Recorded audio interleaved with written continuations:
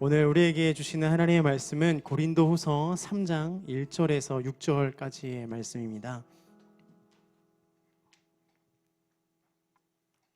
고린도후서 3장 1절에서 6절까지의 말씀을 우리 한 목소리로 같이 봉독하도록 하겠습니다. 우리가 또 우리 자신을 추천하기를 시작하고 있는 것입니까? 아니면 어떤 사람들처럼 우리가 여러분에게 추천서를 보내거나 여러분에게서 추천서를 받을 필요가 있겠습니까? 여러분이야말로 모든 사람들이 알고 있고 읽고 있는 우리 마음에 기록된 우리의 편지입니다. 여러분은 우리의 섬김을 통해 나타난 그리스도의 편지입니다. 이것은 먹으로 쓴 것이 아니라 살아계신 하나님의 영으로 쓴 것이며 돌판에 쓴 것이 아니라 육체의 마음판에 쓴 것입니다. 우리는 그리스도를 통해 하나님께 대해 이와 같은 확신을 갖고 있습니다. 그러나 우리는 무엇이 우리에게서 나온 것처럼 스스로 자격이 있다고 생각하지 않습니다. 우리의 자격은 오직 하나님께로부터 났습니다. 그분은 우리로 하여금 문자가 아니라 영으로 말미암는 새 언약의 일꾼이 되기에 충분한 자격을 갖추도록 하셨습니다. 문자는 죽이는 것이요 영은 살리는 것이기 때문입니다. 오늘 말씀 함께 나누도록 하겠습니다. 제가 어디선가 이런 질문을 접한 적이 있어요. 당신의 얼굴에서 한 부분만 고칠 수 있다면 어디를 고치고 싶습니까? 라는 질문이었어요. 여러분, 저 얼굴을 보고 계시는데 제 얼굴 중에 어디를 고치면 좋을까요? 네, 어려운 질문이죠. 하나 고쳐서 될 게 아닌 것 같은데 뭐 이렇게 생각하실지 모르겠어요. 네. 우리가 뭔가 좀 더 나아지고 싶다, 이런 부분은 고치고 싶다라는 생각을 할 때가 있습니다. 여러분 그런 생각 하신 적 있으십니까? 내 삶 가운데서 나에게서 이런 부분은 좀 바꾸고 싶다, 달라지고 싶다, 변화되고 싶다, 더 나아지고 싶다라는 생각, 우리가 많이 하게 되는 그런 생각이죠. 우리 이런 고민들은 자신의 가치를 높이고 싶다는 욕구로부터 시작됩니다. 내 임금이 상승하면, 내 지위가 높아지면, 생활 수준이 향상되면, 아는 게 많아지면, 그 외 여러 가지 다른 모든 조건들을 채우게 된다면, 그러면 내가 더 나은 사람이 되고 그리고 더 나은 대우를 받으리라 기대하는 것이죠.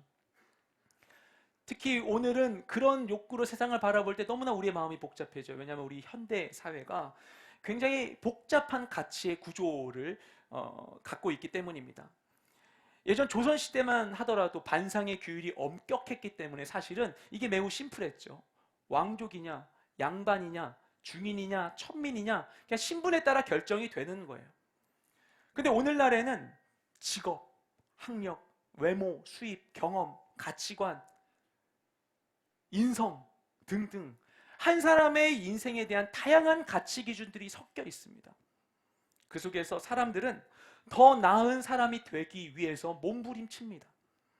외모를 가꾸고, 운동을 하고, 공부를 하고, 열심히 스펙을 쌓고, 인상적인 글에는 좋아요를 누르고, 의미 있는 활동에 참여합니다. 그런데 그렇게 하면 우리가 노력한 만큼, 내가 쏟은 시간만큼, 열심만큼 정말 우리가 달라질 수 있을까요? 우리를 정말 가치 있게 해주는 것, 나의 가치를 높여줄 수 있는 것은 무엇일까요?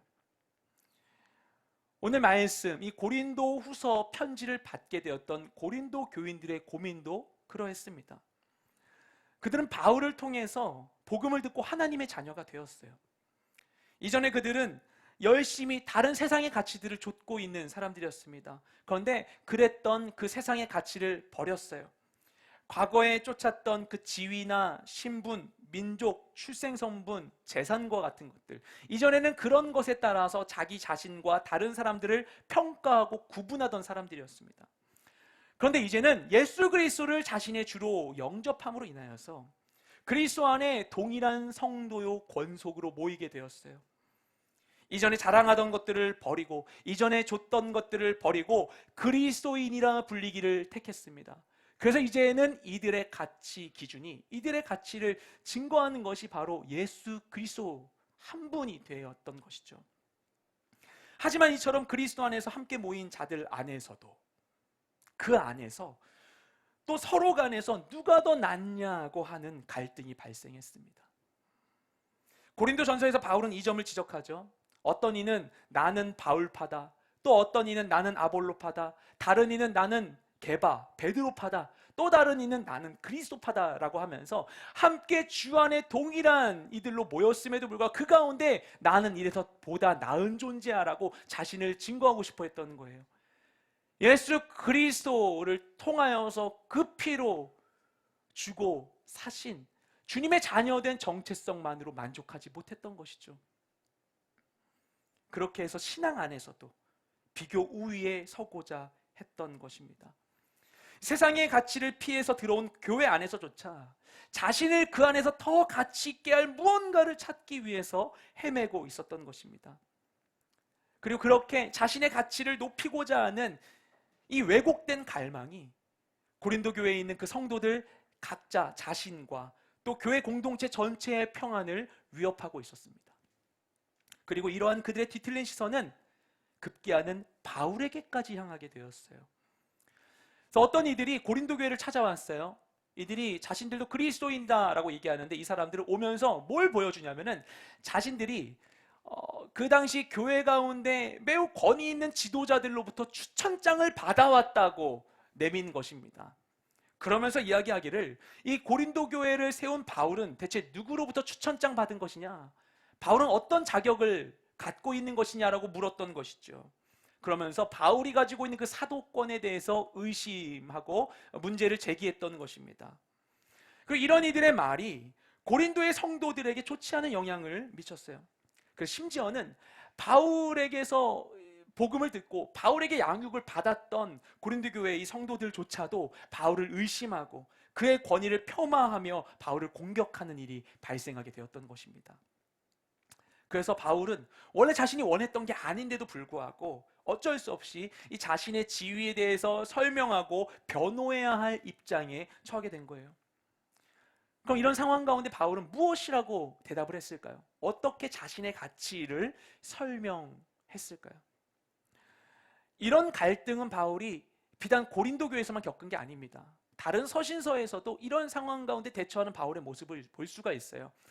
근데 갈라디아서 1장을 보면요, 바울이 자신의 권위를 설명하기 위해서 자신이 어떻게 예수님 만났고 처음에 어떤 식으로 사도로 세워졌는지의 과정을 설명하고 있어요. 다메섹 도상에서 예수님 만난 이후에 일단 아라비아로 가서 3년간 연구하고 있다가 그 다음 예루살렘에 와서 당대 초대교회 최고의 권위자였던 베드로도 만났고 야고보도 만나서 그들로부터 인정받았다라는 설명을 갈라디아서에서 하고 있습니다. 그리고 고린도서 후반부를 보면요, 자신이 경험했던 것을 밝히는데 3층 천을 경험했다고 하는 이 놀라운 영적인 체험에 대해서 이야기를 해요. 바울은 이처럼 자신에 대해서 할 말이 많은 사람이었습니다. 그만큼 자랑할 것이 많은 사람이 있었을까 싶을 정도로 바울은 정말 자신에 대해서 할 말이 많은 사람이었어요.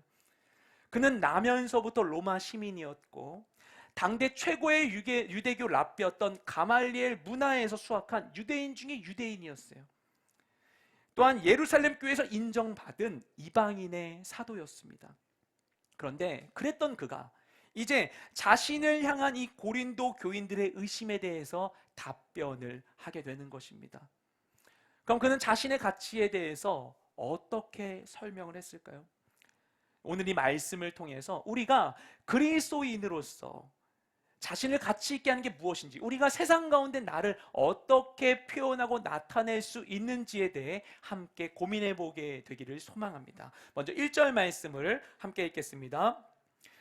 우리가 또 우리 자신을 추천하기를 시작하고 있는 것입니까?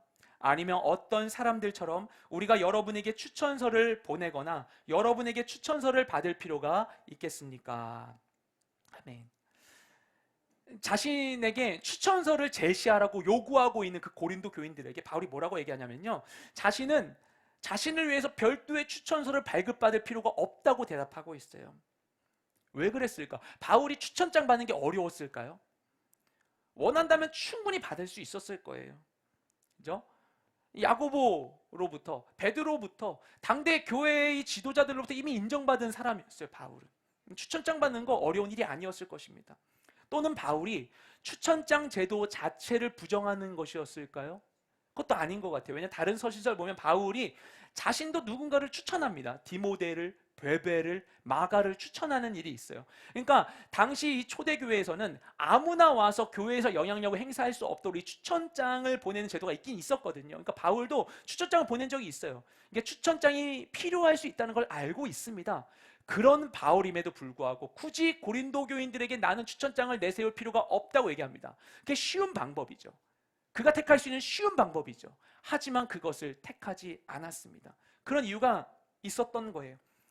왜 그랬던 것인가? 우리 함께 2절 말씀을 읽도록 하겠습니다.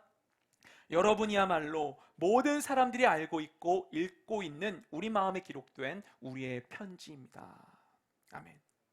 바울은 여기서 자신의 이 지위를 증명할 수 있는 추천장, 편지가 바로 다름 아닌 고린도 교회 교인 여러분들이라고 이야기하고 있습니다.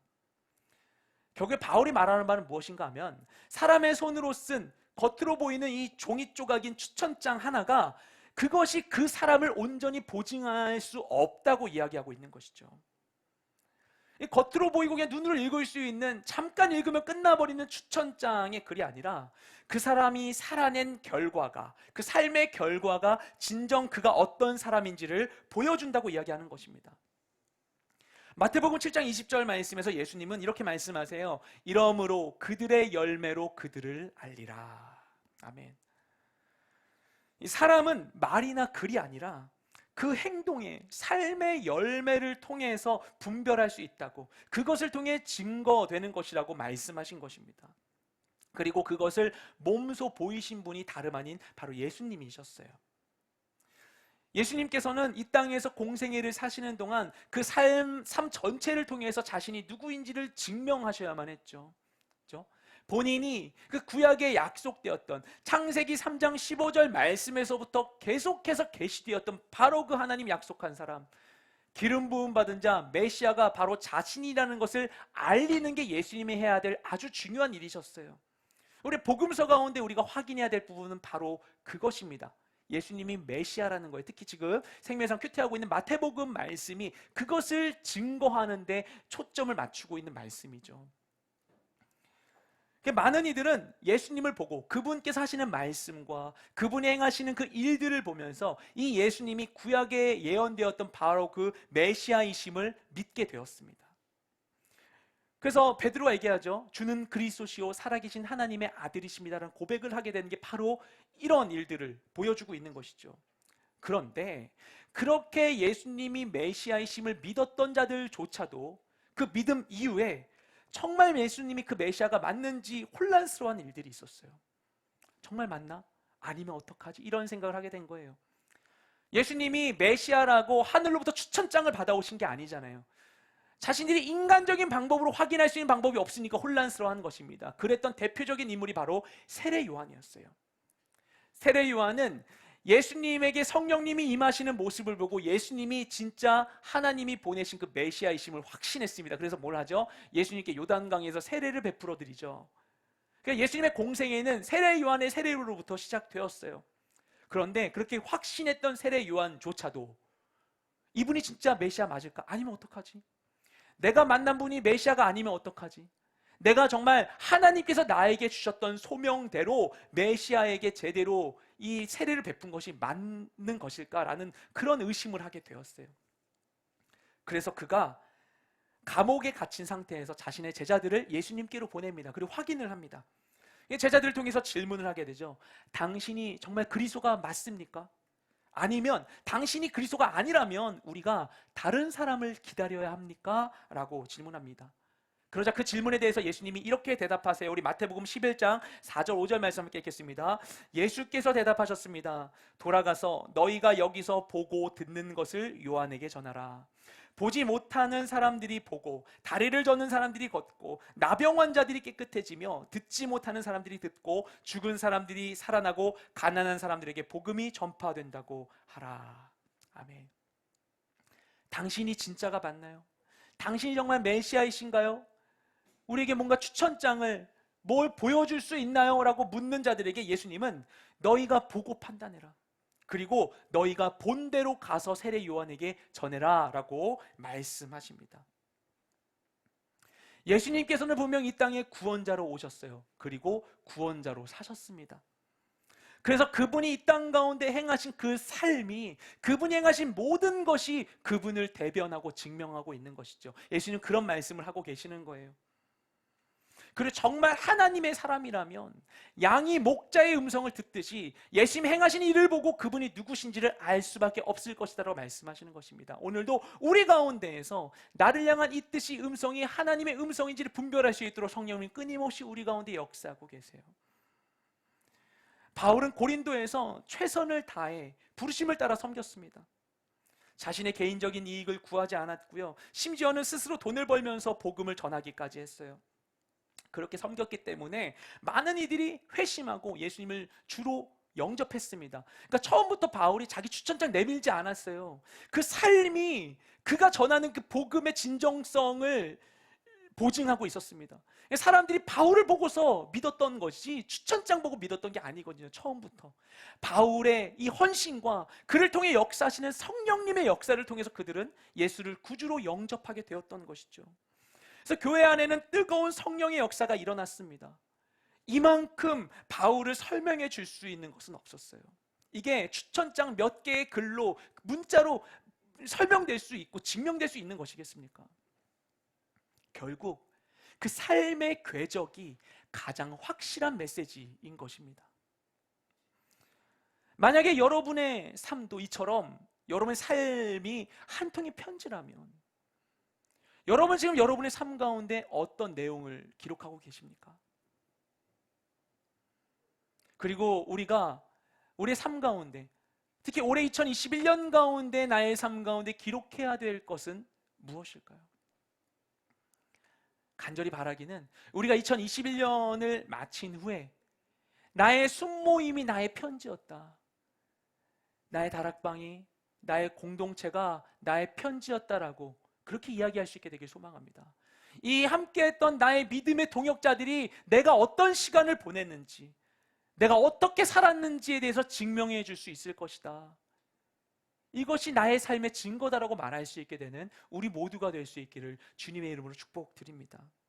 하나님께서 우리를요, 공동체에 불러주신 것, 또는 각자의 삶의 자리 가운데 우리를 불러 세워주신 것은 우리 각자에게 마치 하얀 편지지를 주신 것과 같아요. 하나님께서 허락하신 이 공동체 안에서, 또 자신의 삶의 자리 가운데에서 뜨겁게 사랑하고 함께 울고 웃고 기도하고 예배하면서 자신의 흔적을 이 공동체, 또 삶의 자리 가운데 새기는 여러분 모두가 되시기를 주님의 이름으로 축복드립니다. 이어서 바울은요, 고린도 교인들이 바울이 했었던 일들을 증명하는 바울의 편지일 뿐만 아니라 그리스도의 편지라고 이야기하고 있습니다. 우리 함께 3절 말씀을 읽겠습니다. 여러분은 우리의 섬김을 통해 나타난 그리스도의 편지입니다. 이것은 먹으로 쓴 것이 아니라 살아계신 하나님의 영으로 쓴 것이며 돌판에 쓴 것이 아니라 육체의 마음판에 쓴 것입니다. 아멘. 고린도 교인들 한 명 한 명이 편지라고 얘기했죠. 근데 이 편지를 쓴 이 편지 작성자가 따로 있었어요. 누군가? 바로 그리스도이신 것입니다. 그분의 뜻을 따라 바울이 순종했을 때, 바울의 이 순종, 그의 헌신을 통해서 세워진 고린도 교회 성도 각 사람은 다 한 명 한 명이 다 그리스도의 편지가 되는 것입니다. 이 편지는 어떻게 썼는가? 이 설명을 보면요, 인간의 손으로 쓴 것처럼 먹으로, 잉크로 쓴 것이 아닙니다. 그들 안에 임재하신 하나님의 영으로 쓰여진 것이에요. 그래서 우리가 그리스도의 편지임을 확인하기 위해서 어떤 사람의 말, 먹으로 쓴 말이 필요한 게 아닌 것입니다. 우리 안에 내주하시는 성령님께서 우리 안에서 계속하여 친히 우리가 하나님의 자녀인 것을, 우리가 그리스도의 편지인 것을 증거해 주시는 거예요. 내가 누구인가, 나는 누구인가, 어떤 삶을 살아야 하는가를 계속해서 우리 안에 말씀하시는 내적 증거가 되신 분이 바로 우리 안에 계신 성령님이신 것입니다. 우리 삶의 자리 가운데 주신 성령님이 주시는 선한 양심을 따라서 우리가 뭘 해야 되는지, 어떤 말을 해야 되는지, 마음에 찔림이 있을 때 그 모든 것에 주님 주신 마음을 따라, 선한 양심을 따라 순종하며 살아갈 때, 그것을 통하여서 성령의 인도하심을 따라 우리 삶에 그리스도의 편지가 기록되는 것이죠. 성령님은 쉬지 않고 우리 안에 그 일을 행하고 계십니다. 성령님께 귀 기울일 때 더 선명히 듣기 위하여서 그 말씀을 우리가 외국인이 얘기하는데 우리가 외국어를 모르면 그게 우리에게 의미 있는 메시지가 되지 않고 그냥 소음이 되는 것처럼 말씀을 읽을수록 성령 진리의 말씀 가운데 성령님 우리 안에 하시는 말씀 우리가 더 선명히 들을 수 있게 돼요. 하나님의 언어를 익히는 게 바로 성경 말씀을 보는 것입니다. 말씀을 통해 진리의 성령님이 우리 안에 말씀하시고 우리가 듣게 된다면 그것을 통하여 성령에게 귀 기울일수록 우리가 자신이 누구인지 어디로 가야 할지 무엇을 해야 될지를 명확히 알게 되는 것입니다. 이 편지는요 단지 돌판에 기록한 게 아니라 눈에 보이는 것으로 기록된다면 더 이게 분명한 증거가 될 것 같지만 이 돌판에 기록되지 않았어요. 더 확실한 곳에 기록되었으면 어디에 기록됐는가? 말씀을 보면 우리 육체의 마음판에 새겼다라고 설명하고 있습니다. 근데 우리 마음이라고 하는 이 표현은 우리의 생명의 근원이 되는 곳을 의미해요. 이 마음이라고 번역되는 단어가 헬라어로 원래 심장이라고 할 때 쓰이는 단어예요. 생명의 가장 중요한 것을 의미할 때 쓰이는 단어를 우리말 성경에서 마음으로 번역하고 있어요. 이 마음을 성경에서 뭐라고 이야기하는가? 잠언 4장 23절에서는 이렇게 얘기합니다. 모든 지킬 만한 것 중에 더욱 너의 마음을 지키라. 생명의 근원이 이에서 남이니라. 아멘. 이렇게 이야기하죠. 이 마음으로부터 생명이 샘솟기 때문에 그 마음을 지키라는 거예요. 그런데 그 생명이 샘솟고 있는 그 마음에 하나님의 영으로 그리스도의 편지가 쓰여진 것입니다. 결국 이 내용을 정리하자면 이런 것이죠. 우리의 이미지가 그려지죠. 그리스도께서 저자가 되시는데 붓을 드시는데 바울이라는 붓을 들어서 먹이 아닌 하나님의 영을 찍어서 그것으로 돌판이 아니라 우리의 생명의 근원인 마음에 기록해 주신 것입니다. 그리스도의 편지를. 그렇게 우리는 누군가의 섬김과 성령님의 역사하심으로 한 사람 한 사람이 다 그리스도의 편지가 되는 것입니다. 또한 우리가 그리스도의 편지가 되어서 각자의 삶의 자리 가운데 우리도 바울이 했던 것과 같이 그렇게 섬길 때 우리의 그 말과 손길 가운데 성령님께서 기름 부어 주셔서 우리를 통해 또 다른 편지가 다른 이의 삶 가운데 기록되는 것입니다. 그렇게 하나님께서는 바울을 통해 자기 자신을 드러내기를 기뻐하신 것처럼 오늘에도 우리를 통해서 자신을 알리기를 기뻐하십니다. 우리가 그렇게 그리스도의 편지로 사용되는 것을 너무 원하세요. 우리를 그리스도의 편지가 되게 하시고 우리를 통해서 또 다른 사람들의 삶에 그리스도의 새로운 편지가 쓰여지게 해주시는 것입니다. 그래서 여러분이 계신 바로 그곳에서 여러분의 삶의 자리 한복판 가운데에서 여러분의 믿음을 자신 있게 표현하십시오. 그래서 여러분을 통해서 그리스도가 전해지게 하십시오. 그것이 우리에게 주신 이 영광스러운 삶을 내 삶의 진정한 가치를 드러내는 일인 것입니다. 우리에게 기쁨이 되는 것, 내 삶을 가치 있게 하는 것, 나의 자랑을 전하는 것입니다. 그래서 올해 2021년도에는 여러분 우리 모두가 한 분 한 분이 다 한 영혼을 품고 꼭 기도했으면 좋겠습니다. 그 사람이 주님께 돌아올 수 있도록, 그 사람이 주님을 만날 수 있도록 기도했으면 좋겠어요. 그렇게 기도하고 섬기고 사랑하는 우리 모두가 되시기를 주님의 이름으로 축복드립니다. 제가 얼마 전에 평일에 전국 빌딩을 왔는데요. 전국 빌딩 와서 엘리베이터 내려가지고 여기 우리 이 여의도 이름 열려고 이제 열쇠를 넣고 열려고 하는데 남자 화장실 누가 나오시는 거예요. 모르는 분인데 보니까 다른 층에 계신 분이 이 화장실을 사용하신 것 같더라고요. 근데 저를 보고는 움찔하시는 거예요. 약간 좀 민망하셨는지 움찔하시는 거예요. 근데 제가 그분을 처음 마주하고서 어떤 생각이 들었었냐면요. 뭐야, 우리 없을 때 누가 여기 화장실 쓰네? 이런 생각이 드는 거예요. 근데 생각을 하고서 들어오자마자 제가 너무나 부끄러운 마음이 드는 거예요. 아니, 우리가 여기 처음 들어왔을 때 부활절에 이 건물에 계신 다른 직원분들, 회사 다니는 분들한테 다 계란 돌리고 했었었는데, 그런데 화장실 가고 싶어서라도 교회 오신 분이 있다면 우리가 환영하고 반겨야 하는데 내가 그 순간에 그런 생각했다는 게 너무나 부끄러운 거예요. 그냥 그분한테 어떻게 오셨어요? 화장실 잘 쓰세요라고 친절하게 인사해 줄 걸. 그분을 민망하게 했던 그 순간의 침묵이 너무나 부끄러운 거예요. 내가 그리스도의 편지임을 신하면 내 삶의 목적이 무엇인지 그 방향성을 우리가 알게 된다면 우리 일상에 있는 모든 나의 말과 행동이 달라지게 됩니다. 그냥 자연스럽게 그리스도의 향기를 풍기게 되는 거예요. 역시 교회는 다르구나라는 새 얘기를 들을 수 있게 되는 것이죠. 여러분이 계신 모든 곳 가운데에서 이처럼 아름다운 편지를 써나가는 여러분 모두가 되시기를 주님의 이름으로 축복드립니다. 세상의 눈으로 볼 때에는 추천장, 누가 준, 권위인 사람이 써준 추천장이 없다는 것이 바울에게 오점이 되었지만, 그렇게 바울을 향하여서 지적하고 비난하는 자들 앞에서 바울은 오히려 추천서가 없는 것이 그 사람 자신의 자랑이 되었습니다. 바울이 볼 때 자신을 가치 있게 하는 것은 그냥 사람이 몇 자 쓴 추천서가 아니었어요. 바울은 그런 사람이 쓴 추천서로는 도저히 표현할 수 없는 자신의 정체성에 대해서 그 다음과 같이 이야기합니다. 우리 함께 4절부터 6절까지 말씀을 함께 읽겠습니다. 우리는 그리스도를 통해 하나님께 대해 이와 같은 확신을 갖고 있습니다. 그러나 우리는 무엇이 우리에게서 나온 것처럼 스스로 자격이 있다고 생각하지 않습니다. 우리의 자격은 오직 하나님께로부터 났습니다. 그분은 우리로 하여금 문자가 아니라 영으로 말미암는 새 언약의 일꾼이 되기에 충분한 자격을 갖추도록 하셨습니다. 문자는 죽이는 것이요 영은 살리는 것이기 때문입니다. 아멘. 이 6절 말씀에서 바울은 자신의 정체성을 새롭게 정립하고 있어요. 어떤 표현을 쓰냐면은 새 언약의 일꾼이다 라고 이야기합니다. 근데 자신을 새 언약의 일꾼이라 얘기했다면 분명히 반대로 옛 언약도 있겠죠. 옛 언약의 일꾼이 있고요. 그럼 옛 언약은 무엇인가? 이것은 우리가 알고 있는 대로 하나님께서 과거에 시내산에서 모세를 통해 이스라엘 백성과 맺었던 언약입니다. 반면에 새 언약은 무엇인가 하면 예수님을 통해서 우리가 하나님과 새롭게 다시 맺은 언약을 이야기하는 거예요. 우리 마태복음 26장 28절 말씀을 함께 읽겠습니다. 이것은 죄 사함을 위해 많은 사람들을 위해 흘리는 내 피, 곧 언약의 피다. 아멘. 예수님 이렇게 말씀하셨거든요. 하나님께서는 과거에 모세를 통해서 이스라엘 백성과 언약을 맺으셨어요. 그 내용이 바로 율법이죠. 이 율법은 처음에 돌판에 새겨졌습니다. 눈으로 볼 수 있게 그 돌판이 법궤 안에 보관되었어요. 사람들은 그것을 보면서 가시적으로 보면서 하나님과 맺었던 그 시내산의 언약을 기억하는 것입니다. 하지만 그럴지라도 눈으로 보이는 확실한 증거라고 그들이 자랑할 수 있었을지라도 이 율법은 구원을 완성시키는 도구는 아니었어요. 구원을 위해서 먼저 죄를 확증하는 것이 바로 율법이죠.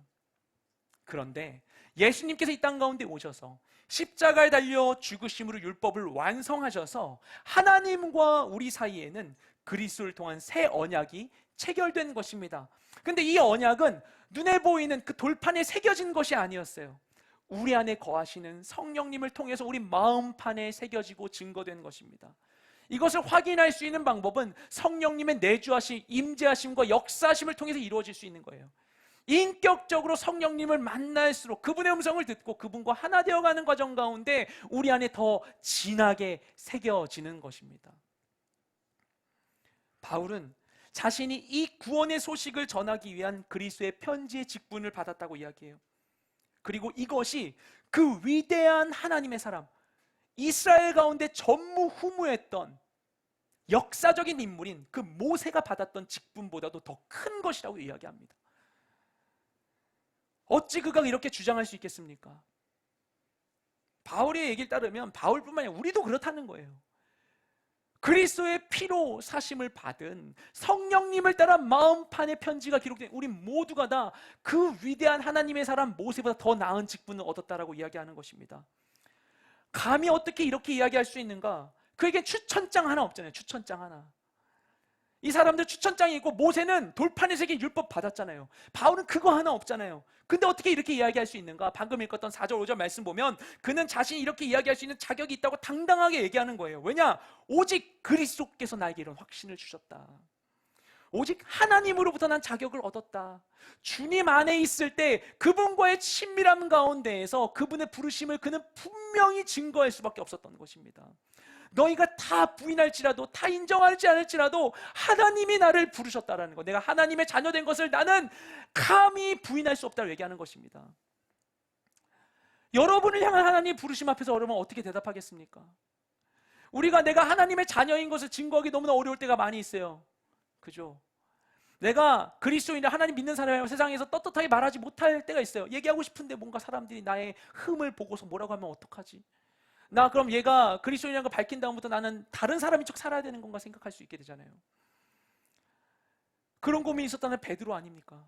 저 정말 성경 전체에서 개인적으로 너무나 드라마틱한 장면, 요한복음 마지막 장면 같아요. 예수님 3번 부인했던 이 베드로를 향해 예수님께서 물어보시죠. 그렇죠? 시몬아, 요한의 아들 시몬아, 네가 나를 사랑하느냐?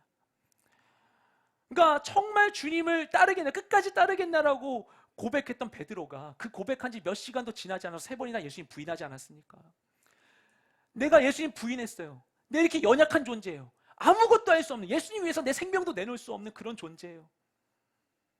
그런데도 불구하고 주님, 제가 그래도 주님을 사랑해요. 내가 주님을 사랑한다는 것을, 내 마음의 이 진정성을 스스로 증명해낼 수 있는 능력조차 없는 연약한 존재이지만 그럼에도 제가 주님 사랑한 거 주님은 아시잖아요. 베드로 그렇게 고백합니다, 주님께. 여러분, 우리가 하나님의 자녀인 것, 내가 그리스도로 새롭게 되었다라는 것을 증거할 수 있는 것은 어디에 있습니까? 물론 우리가 그리스도인이 되어서 새로운 삶을 살아야만 하겠죠. 그것이 우리에 대한 온전한 증거가 됩니다. 하지만 내가 정말 그리스도인이 되었다라는 것, 하나님의 자녀가 되었다는 것, 새로운 사람이 되었다는 것 증거할 수 있는 것은 나의 능력으로, 나의 의로 되는 것이 아닌 것입니다. 오직 내 안에 내주하신 성령님을 따라 그리스도의 피로만 증거될 수 있는 것이죠. 그리고 주님은 그런 증거를 우리 안에 넘치도록 부어주시는 분이십니다. 너는 내 자녀야, 너는 내 사랑하는 아들이야, 너는 내 사랑하는 딸이야 라고 우리에게 계속해서 말씀해주고 계시는 것이죠. 바울은 그렇게 그리스도로 말미암아 하나님의 도우심으로 자신이 누구인지를 확인하고 당당하게 고백하고 있었습니다. 그리스도의 피로 속죄함을 얻은 그의 자유함이 그의 정체성과 만족감의 변화를 일으킨 것입니다. 예전에는 가치 있는 존재가 되게, 자신의 가치를 높이기 위해서 열심히 애쓰던 바울이었어요. 부흥을 통해서 로마의 시민권을 얻었습니다. 최고의 랍비 밑에 들어가서 율법을 연구했습니다. 자기 스스로가 거룩한 유대인임을 증거하기 위해서 애쓰는 바리새인이었습니다. 그리고 그런 열심으로 인해서 스데반 집사를 죽이는 일에 가담했습니다. 또한 이 자신들의 유대교를 흐린다고 해서 그리스도인 남녀를 죽이기 위해서 열심히 애를 쓰고 있었던 사람이었습니다. 그런데 그런 그가 예수님을 만나게 되니까 그 자신의 가치를 높이게 애쓰고 있었던 그 모든 헛된 몸부림으로부터 드디어 자유하게 되었습니다. 그리고 아름답고 당당한 그리스도의 편지가 되었던 것입니다. 그러자 자신을 향한 이 고린도 교인들의 비난 앞에서도 의연할 수 있는 거예요. 왜냐하면 더 이상 거기에 나의 가치를 두고 있지 않기 때문인 것이죠. 여러분, 우리를 가치 있게 하는 것은 무엇일까요? 우리가 외적인 만족을 통해서 가치 있게 될 수 있어요. 그것도 가치 있는 일입니다. 하지만 나의 정체성을 거기에만 묶어두고 있다면요, 나의 삶의 변화에 따라 우리의 삶의 가치도 계속해서 변할 거예요. 그리고 내가 가치 없는 존재가 될까봐 두려워하고 전전긍긍한 삶을 살게 될 것입니다. 우리를 정말 가치 있게 하는 것은 무엇일까요? 예전에도 제가 나눈 바 있었는데요, 영화 팔복에서 최춘선 할아버지가 이렇게 선포하신 말씀이 생각이 나요. 세상에서 부러운 사람이 없고, 무서운 사람이 없고, 미운 사람이 없고, 보기 싫은 사람이 없고, 얼마나 감사한지요. 부러운 사람이 없는 사람은 법률 없이 1등 부자예요. 미운 사람이 없는 사람은 1등 권세예요. 세상 왕들의 억만배 권세예요. 말세, 세상에 내가 다시 올 때 세상에 내가 믿는 자를 보겠느냐? 진리는 고독해도 날로 더욱 담대합니다. 사명은 각자입니다. 여러분, 우리 사명은 각자예요. 그리고 그 사명은 우리의 삶을 자유롭게 합니다. 우리가 하나님의 부르심에 붙들릴 때 그것이 나의 삶을 속박하는 것처럼 속을 수 있지만, 하지만 하나님의 사명에 붙들릴 때 비로소 우리는 다른 모든 속박으로부터 자유롭게 되는 것입니다. 여러분, 인생이 고달픈 건요, 먹을 게 없어서 즐길 게 없어서가 아니에요. 인생의 진짜 빈곤함은 물질적 결핍이 아닌 영적인 결핍, 의미의 결핍에서 옵니다. 의미가 없는 삶은 아무리 풍요로워도 결국엔 빈곤할 수밖에 없는 것이죠. 여러분, 위로가 필요합니까? 부족한 게 있습니까? 여러분, 부자들도 위로받고 싶어해요. 부자들도 슬퍼하고 외로워해요. 부자들도 내게 있는 거 빼앗길까 봐 두려워해요. 여러분, 나만 그런 게 아니에요. 우리를 가치 없게 만드는 것은 외적인 풍요로움이 없기 때문이 아닌 것이에요. 진짜 채워져야 될 게 채워지지 않았기 때문에, 그러면은 우린 끝까지 그것을 찾기 위해 마치 파랑새를 좇는 자들과 같이 헤맬 수밖에 없을 것입니다. 하지만 가치 있는 삶을 살게 된다면 그것은 무엇도 빼앗을 수 없는 기쁨과 만족을 우리에게 줍니다. 그래서 우리에게는 모두 삶의 부분마다 의미 있는 일들이 필요해요. 소외된 자들, 가난하고 힘겨운 이웃을 돌아보는 것, 복음이 없는 곳에 복음을 전하고 물질과 기도로 함께하는 것, 성도 간에 서로 위로하고 교제하며 전심으로 서로를 위해 기도하는 것, 그것이 우리에게 다른 것으론 채울 수 없는 만족과 기쁨을 주기 때문입니다. 무엇이 여러분을 가치 있게 할까요? 여러분, 나 자신의 가치를 높이는 일이 의미 없지 않아요. 그건 굉장히 의미 있는 일입니다. 우리의 가치를 높이는 것 중요한 일입니다. 하나님께서 그리스도를 통해 우리 가운데 행하신 일도 그런 거예요. 우리의 가치를 높여주신 거예요. 죄인이었던, 정말 가치 없는 존재였던 우리들을 고귀한 그리스도의 피로 값을 주고 사서 하나님의 자녀로 가치 있게 변화시켜 주신 것입니다.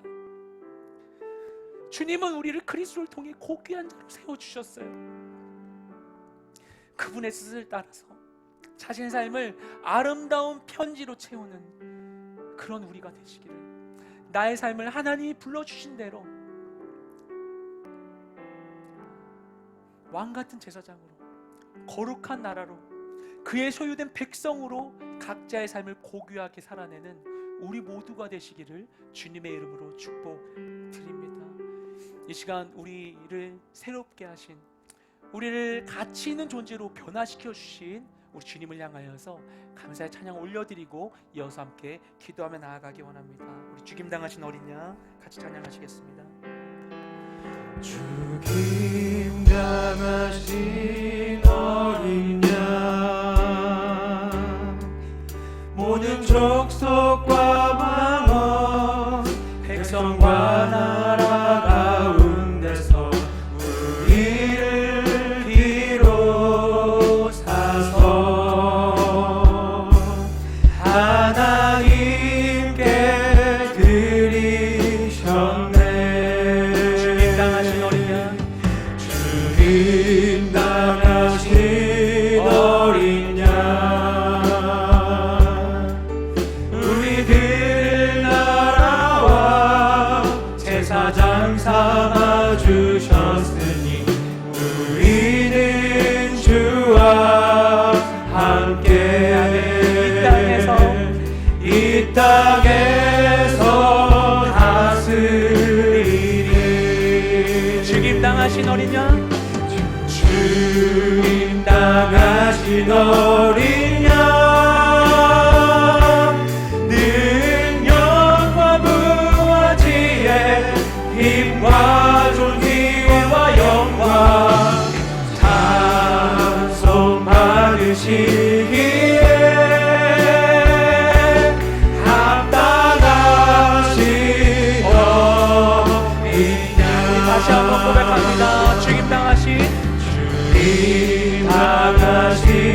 어린 양, 모든 족속과 방언, 백성과 나라 가운데서 우리를 비로사서 아멘. 하나님께 드리셨네. 아멘. 죽임당하신 죽임당하신 어린 양, 우리들을 나라와 제사장 삼아 주셨으니 우리는 주와 함께 이 땅에서 다스리리. 아멘. 죽임당하신 어린 양, 죽임당하신 어린 양, 능력과 부와 지혜, 힘과 존귀와 영광 찬송 받으시기에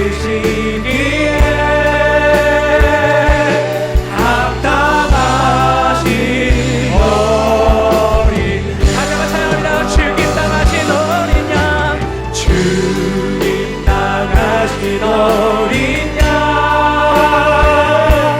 능력과 부활지혜 힘과 존귀와 영광 찬송 받으시기에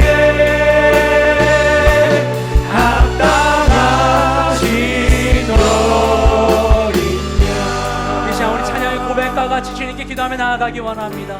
나를 새롭게 하신 주님, 그 피로 나를 사서 나의 가치를 새롭게 하신 주님, 주님께서 나에게 주신 고귀한 가치를 따라 살아가는 내 삶이 될 수 있기를 원합니다. 그 부르심을 따라 내 삶 가운데 순종을 살아가는 내가 될 수 있기를 원합니다. 더 이상 헛된 데 목말라 하지 아니하고 헛된 것을 향해 방황하지 아니하고 나를 새롭게 하신 주님을 따라 그리스도의 자녀로서 넘치는 주님의 사랑 안에서 기쁨으로 살아가는 나의 삶이 될 수 있기를 원합니다. 주님 나에게 역사하시고 진리의 말씀으로 나에게 계속 증거하여 주셔서 주님을 향하여서 주님을 향하여 바라보며 주님을 통하여서 온전한 삶을 살아내는 내 모든 인생 가치 있는 삶을 살아내는 뒷때는 나의 삶이 될 수 있도록 주여 우리 가운데 역사하여 주시옵소서. 그 부르심을 따라 살아가겠노라고 주님을 향하여 우리 주여 한 번을 치며 기도하며 나아가겠습니다. 주여 주님 어린 양 나를 새롭게 하신 주님, 능력과 부활지혜 나를 가치 있게 변화시켜 주신 주님을 따라 나를 사신 그리스도의 핏값을 쌓아 살아가는 우리 모든 인생 될 수 있기를 원합니다. 아버지 하나님, 내가 다른 가치 없는 것으로 내 인생의 가치를 환산하지 않겠습니다. 아버지 하나님, 내 인생의 세상 가운데 있는 어떤 가치로, 아버지 재물의 가치로, 아버지 우리가 삶의 눈으로 볼 수 있는, 우리가 인간적으로 아버지 환산할 수 있는 아버지 세상의 가치로 나를 경험하지 않게 되기를 원합니다. 주님은 나를 그리스도의 핏값을 주고 사는 그 온전한 가치로 나를 대신할 수 있기를 원합니다. 나를 사신 주님, 나를 새롭게 하신 주님, 나를 핏값을 주고 사신 주님, 주님의 눈으로 나를 바라보게 되겠습니다. 주님의 눈으로 나를 바라보게 되겠습니다. 주님의 눈으로 나를 바라보게 원합니다. 주님의 눈으로 나를 바라보게 원합니다. 나의 눈을 새롭게 하소서. 나의 삶에 대한 나의 평가가 달라지게 하소서. 그리스도의 피가, 그리스도의 생명이 나를 향한 나의 모든 판단의 기준이 되게 하여 주시옵소서. 주님의 눈을 바라보며 아버지 나의 삶을 고귀한, 아니 빈대 아버지 하나님 존귀한 같이 삶으로 살아내는 우리 모두가 될 수 있는 역사하여 주시옵소서. 성령님 우리에게 말씀하여 주옵소서. 우리가 하나님의 자녀인 것을 우리 가운데 증거하여 주시옵소서. 주님 말씀하여 주시옵소서. 우리 가운데 함께하여 주시옵소서. 우리 여기서 한 번 더 기도하며 나아갈 때 우리에게 주어진 이 시간 가운데, 특별히 2021년 한 해 가운데 우리 각자의 삶의 자리 가운데 그리스도의 편지로 살아가겠노라고 주님께 헌신의 결단하며 기도하며 나아가기 원합니다. 주님, 내 마음판 가운데 성령님을 통하여 새겨주시고 말씀하신 바대로 내가 그렇게 살아가고 내 안에 새겨진 것을 증거하는 삶을 살아낼 수 있기를 원합니다. 주님, 진리의 성령님 우리 가운데 임하여 주시어서 계속해서 주님의 뜻을 드러내 주시옵시고 그 뜻을 따라 순종함으로 나의 삶을 변화되며 나를 바라보는 많은 이들을 향한 그리스도의 편지의 삶을 살아내는 내가 될 수 있도록 역사하여 주시옵소서. 그런 영향력 있는 주님의 자녀로 살아가겠노라고 주님의 도우심을 구하며 우리 합심하여 주님께 다시 한번 주여 한번 기도하며 나아가겠습니다. 주여, 주님 우리 가운데 임하여 주시옵소서. 주님 우리 가운데 함께하여 주시옵소서. 주님 우리 가운데 함께하여 주심을 찬양합니다. 아버지, 내 삶 가운데 함께하실 주님을 찬양합니다. 아버지, 주님만이 내 삶의 증거가 되십니다. 내가 누구인지를 증거할 수 있는 건 오직 내 안에 계신 성령님이십니다.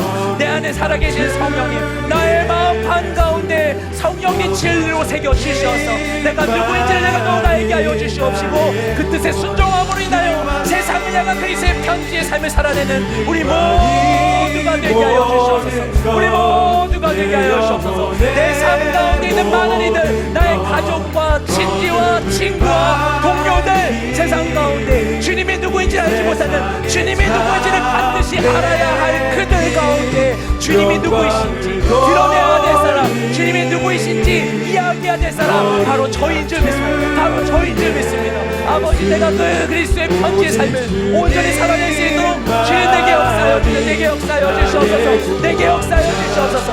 아버지, 나의 가치를 증거할 수 있는 것, 내가 누구인지를 증거할 수 있는 것, 내가 누구인지 설명할 수 있는 것 오직 성령님밖에 없습니다. 아버지, 나의 가치를 대변해 줄 수 있는 것, 누구인지 말할 수 있는 나의 가치가 무엇인지 말씀할 수 있는 오직 성령님밖에 없습니다. 아버지, 나의 약함으로 인하여, 나의 부족함으로 인하여서 스스로를 부인하고 스스로를, 아버지 하나님, 우리가 주님이 피로 사신 스스로를 자신의 가치를 폄하하고 아버지 하나님 자신을 저주하고 미워하지 아니하고 주님의 뜻을 따라, 나의 사실 주님의 뜻을 따라 아버지 하나님 복귀한 삶을 살아내는 우리 모두가 될 수 있도록 역사하여 주시옵소서. 삶의 모든 자리 가운데 온전한 그리스도의 편지로서의 삶을 살아내기 원합니다. 삶의 모든 자리 가운데 온전한 그리스도의 편지의 삶을 살아내기 원합니다. 주님 내게 임하여 주소서. 주님 내게 임하여 주소서. 주님 내게 임하여 주소서. 주님 나를 사용하여 주시옵소서. 아버지, 사랑하는 우리 가족들 가운데, 우리 동료들 가운데, 친구들 가운데 내가 편지의 삶을 살겠습니다. 내가 편지의 삶을 살겠습니다. 하지만 내가 연약함을 인하게 믿음과 능력을 더하여 주소서. 온전한 주님의 뜻을 따라 살아가는 우리 모두가 될 수 있게 역사하여 주시옵소서. 함께 하시옵소서.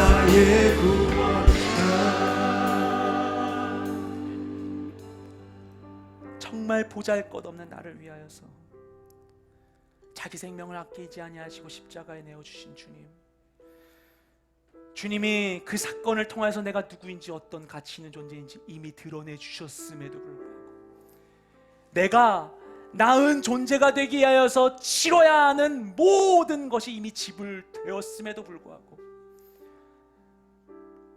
우리는 모든 순간 가운데 다시 가난한 자가 되어서 다른 것으로 나를 증명하기 위해 쓰게 됩니다. 주님, 보이지 않는 영원한 생명으로 나를 사신 주님이 있음에도 불구하고 스스로 자신의 목에 가격표를 쓰고 세상의 가치를 따라 나의 가격을 매기려 하고 있습니다. 주님, 그 모든 혼란스럽고 힘겨운 인생의 방황으로부터 우리가 멈추게 하여 주시옵시고 그리스도의 십자가에서 이미 나를 사신 주님께 나의 삶을 온전히 올려드리며 주님이 나를 그렇게 해주신 온전한 가치 있는 존재로 삶을 살아내 우리 모두가 되게 하여 주시옵소서.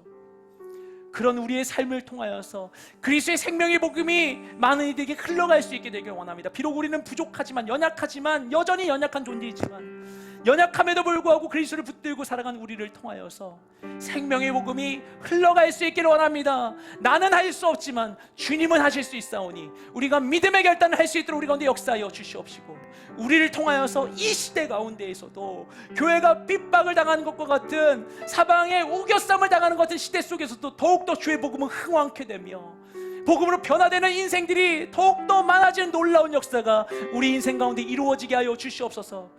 역사하실 분 오직 주님인 줄 믿사오니 우리 가운데 함께 하여 주옵시고 그와 같은 주님의 생명의 역사가 우리 공동체의 모든 시간 가운데 우리 삶을 통해 새겨질 수 있게 하여 주시옵소서. 그렇게 행하실 주님을 찬양하며 우리 모든 기도를 살아계신 예수님의 이름으로 기도드렸습니다.